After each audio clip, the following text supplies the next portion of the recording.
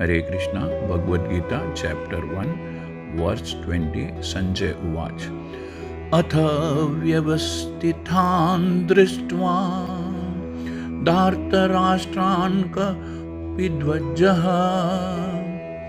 प्रवृते शस्त्रसम्पाते धनुरुद्धम्य पाण्डवा ऋषिकेशं तदा वाक्यमिदमाह महीपते।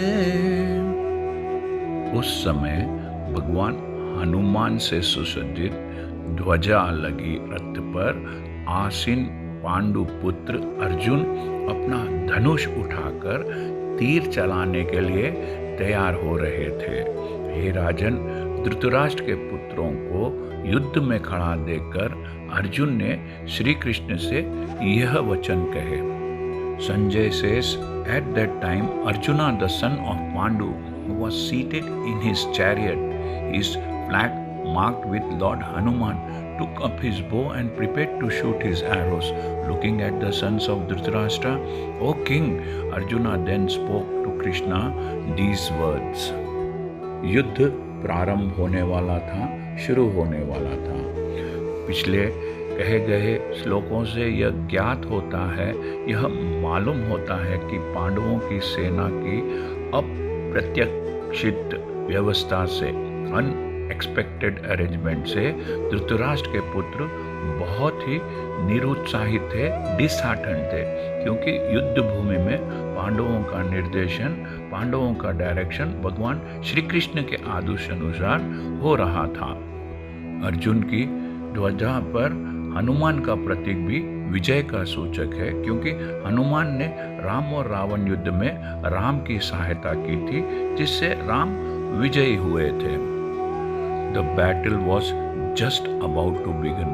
It is understood from the earlier verses that the sons of Dhritarashtra were more or less disheartened by the unexpected arrangement of military force by the Pandavas, who were guided by the direct instructions of Lord Krishna on the battlefield.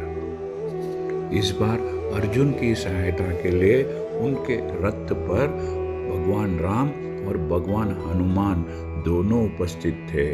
भगवान कृष्ण साक्षात राम हैं और जहाँ भी राम रहते हैं वहाँ उनके नित्य सेवक हनुमान होते हैं और उनकी नित्य संगिनी वैभव की देवी सीता अर्थात लक्ष्मी उपस्थित रहती है। अतः अर्जुन के लिए किसी भी शत्रु से भय का कोई कारण नहीं था। इससे भी अधिक इंद्रियों के स्वामी भगवान कृष्ण निर्देशन देने के लिए साक्षात पर्सनली उपस्थित थे, प्रेजेंट थे। इस प्रकार अर्जुन को युद्ध करने के मामले में सारा सत परामर्श था, अर्थात अर्जुन के साथ में सभी सही सलाह देने वालों का साथ प्राप्त था और अपने प्रिय भक्त के लिए श्री कृष्ण भगवान द्वारा की गई शुभ व्यवस्था अर्जुन के विजय की तरफ इशारा कर रही थी। The emblem of Hanuman on the flag of Arjuna is another sign of victory, because Hanuman assisted Lord Rama in the battle between Rama and Ravana, and Lord Rama emerged victorious. Now both Rama and Hanuman were present on the chariot of Arjuna to help him.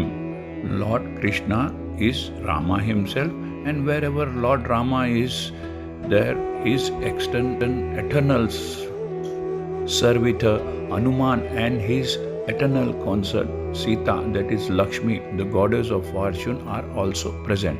Therefore, Arjuna had no cause to fear any enemies whatsoever, and above all, the Lord of all the senses, Lord Krishna, was personally present to give him directions.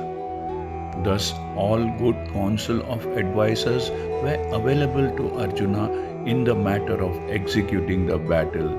In such an auspicious condition, arranged by the Lord for his eternal devotee, lay the signs of assured victory. हरे कृष्णा। यदि आपको यह channel पसंद आया है तो YouTube में subscribe दबाइए और इस चैनल को लाइक कीजिए। Thank you. हरे कृष्णा।